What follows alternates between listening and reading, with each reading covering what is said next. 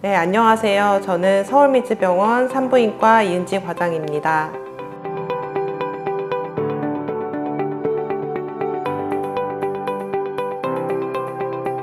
대부분은 양성으로 머물고 이제 수술해서 양성으로 확인이 되면 암으로 발전할 가능성이 극히 드물다고 알고 계시면 될 것 같은데요. 자궁내막종 같은 경우는 아주 드물지만 일부가 이제 난소암이랑 연관이 될 수 있다는 이제 논문 결과들이 있어요. 자궁내막종으로 치료했다고 이제 끝나는 게 아니라 크기가 좀 컸거나 폐경후에도 지속이 된다거나 아니면 가족력이 있다거나 자궁내막종을 뭐 10년 이상 갖고 있었다라고 하는 경우에는 암이나 이런 악성 종양들이 발생하는 건 없는지는 추적 관찰을 잘 하는 게 중요할 것 같고요. 난소, 낭종, 자궁내막종, 난소암 다 마찬가지지만 이제 초기에 잘 발견하면 할수록 치료도 훨씬 수월하게 이루어지고 그 치료에 따른 이유도 당연히 좋고, 같은 양성 종양이라고 하더라도 수술을 했을 때 난소 기능이 손상되는 걸 최대한 막을 수 있기 때문에 정기 검진을 잘 받고 증상이 혹시 의심되는 경우에는 일찍 산부인과에 내원하셔서 검사를 받아보시는 게 좋을 것 같아요.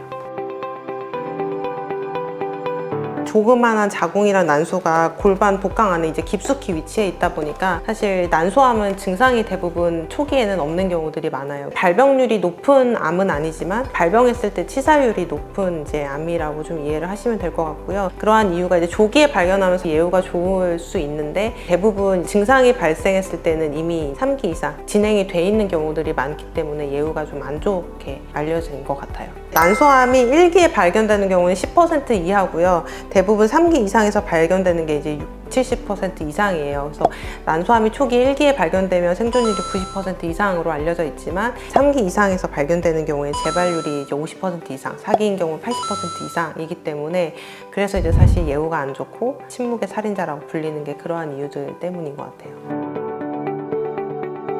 난소암은 증상이 명확하게 있는 게 별로 없어요. 초기에는 사실 증상이 없는 경우가 대부분이기 때문에 정기검진이 가장 중요하다라는 거는 정말 아무리 강조해도 지나치지 않을 것 같고요. 초기에는 계속 그냥 약간 더부룩하고 소화불량에 약간 배가 좀 빵빵한 불편감? 이 정도인데 사실 그런 것들은 진짜로 소화불량인 경우들도 이제 있기 때문에 이게 단순하게 난소암의 증상이다라고 좀 보기는 어려울 것 같아요. 좀 불편한 증상이 있다고 하시면 일단 검진을 한번 받아보시는 게 좋을 것 같고요. 조금 진행된 난소암의 경우는 이제 복수가 차기 시작하거나 여러 가지 이제 복막에 이제 변화들을 일으키게 되면 실제로 복부가 이제 좀 가스가 찬 느낌이거나 복수가 차는 느낌이나 그런 것들이 있을 수 있겠고, 이제 암의 대표적인 증상이라고 이제 하는 이제 체중이 감소하고 만성적인 피로감이나 무기력감 뭐 이런 것들은 사실 난소암뿐만 아니라 다른 암들에서도 갑작스럽게 체중 감소가 있다거나 뭔가 무기력감이나 전신 피로감이 있다라고 하면 이제 내가 혹시나 암이나 안 좋은 병이 걸린 건 아닌가를 의심해보고 한 번쯤 검진을 해보시는 게 좋을 것 같아요.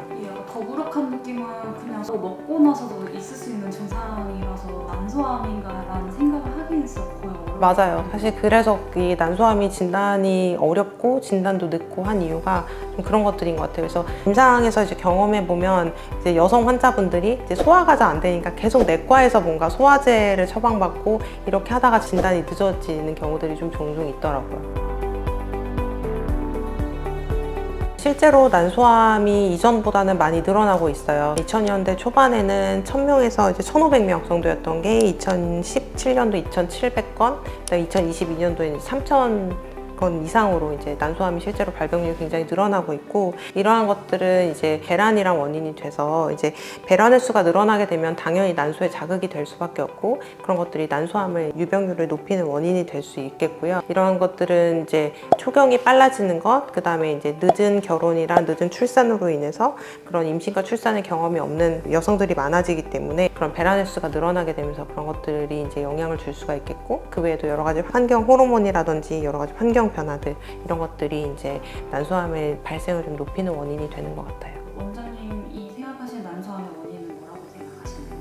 유전성으로도 이제 난소암이 좀 일어난다는 것들이 많이 매스컴에도 노출이 되면서 실제로 그런 것들에 대해서 문의도 많이 늘어나는 추세인데 10에서 15% 정도는 유전성으로 발생한다고 알려져 있고, 난소암의 대표적인 유전자가 이제 브라카라고 알려져 있는 돌연변이랑 연관이 있는, 사실 브라카는 이제 난소암보다는 그 유방암에서 훨씬 더 유명한 유전자 변이긴 해요. 그 난소암이 발생할 수 있는 고위험군, 이제 대표적으로 이제 난소암이나 이제 유방암, 이 가족력이 있으신 분들, 특히 이제 40대 이전에 유방암을 진단받으신 분, 그리고 이제 본인이 유방암이 있거나 이제 가족분들 중에 이런 가족용이 있거나 이제 가족들이 실제로 브라카 유전자 변이가 있다고 확인된 분들은 난소암이 발생할 수 있는 고위험군으로 이제 해서 피 검사를 통해서 이런 브라카 유전자가 실제로 변이가 본인이 있는지를 체크를 해보시는 게 좋을 것 같아요. 유전자 변이가 있으면 실제로 난소암 발생률이 40%까지 높아진다라고 되어 있고, 브라카 유전자 돌연 변이가 있는 경우에는 더 이상 임신 출산을 안 해도 된다고 하시는 분들은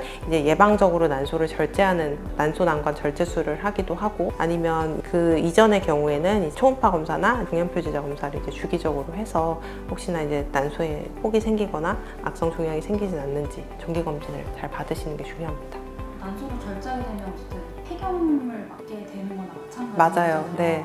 그럼에도 어쨌든 암을 방지하기 위해서 미리 그렇게 하는 맞아요. 그래서 가장 유명한 게 이제 안젤리나 졸리가 이제 이 브라카 유전자 변이가 있어서 예방적 난소랑 그 유방을 절제하는 이제 수술을 받았을 만큼 암에 대한 두려움이 폐경에 대한 그런 것보다는 아무래도 이제 더 큰 거고, 난소암 같은 경우는 진단이 확실히 좀 어렵고 이제 증상이 발생했을 때 이미 이제 진단이 늦은 경우들이 많고, 이제 브라카 유전자도 이제 1이랑 2로 나뉘게 되는데, 브라카 1 유전자 돌연 변이가 있는 경우에는 만 35세에서 40세, 그리고 브라카2 유전자 변이가 있는 경우는 40에서 45세 정도에 임신 출산이 끝난 경우에는 이제 예방적으로 난소 난관 절제술을 받도록 의학적으로 권고를 하고 있습니다.